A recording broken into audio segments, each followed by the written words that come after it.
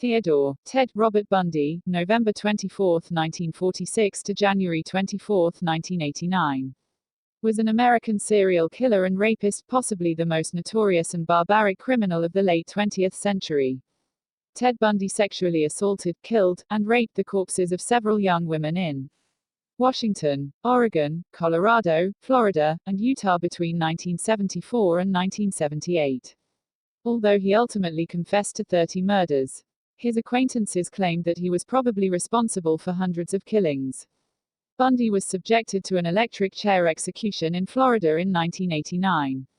Ted Bundy was born in Burlington, Vermont, on November 24, 1946 to 22-year-old Eleanor Cowell, who was unmarried at the time of Bundy's birth. Her conservative parents, who were deeply humiliated by the illegitimacy of Cowell's child, decided to raise him as their own son and made him believe that his mother was his sister. Bundy's grandparents, however, were abusive in nature and constantly assaulted him and his mother, which led Cowell to move with Bundy to Tacoma in Washington. In 1951, she married Johnny Bundy, from whom Ted Bundy derived his last name. In 1965, Ted Bundy graduated high school, then enrolled in the nearby University of Puget Sound. He spent just 1 year there before transferring to the University of Washington.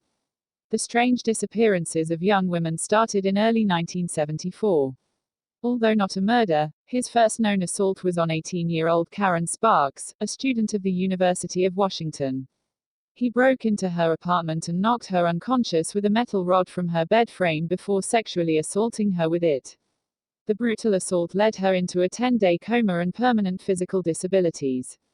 A month after the incident, Bundy broke into the apartment of another UW student, Linda Ann Healy, struck her and made her lose consciousness and carried her to his car.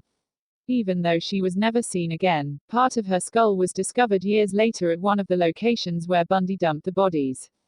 He then started targeting women of the area and followed the same pattern of knocking them unconscious, sexually assaulting them, killing them, and then raping the decayed corpses from time to time during his visits to the sites where he dumped the bodies. He would apparently preserve the skulls and sleep beside them, considering them his trophies. The ultimate possession was, in fact, the taking of the life, Bundy reportedly said. And then, the physical possession of the remains. Murder is not just a crime of lust or violence. It becomes possession. They are part of you. The victim becomes a part of you, and you, too, are forever one.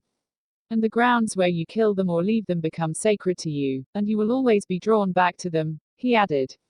Even though there was not much evidence initially, detectives from the King County and Seattle police departments were becoming increasingly concerned by the growing number of missing women. The cases had little in common, but all the women were young, attractive, white college students with long hair parted in the middle. As the hunt for the criminal continued, witnesses started producing descriptions that matched Ted Bundy and his car. His first girlfriend from college, Elizabeth Clerfer, who grew suspicious of Bundy, reported him to the police. At this point, Bundy was the prime suspect based on a data compiled by Washington investigators.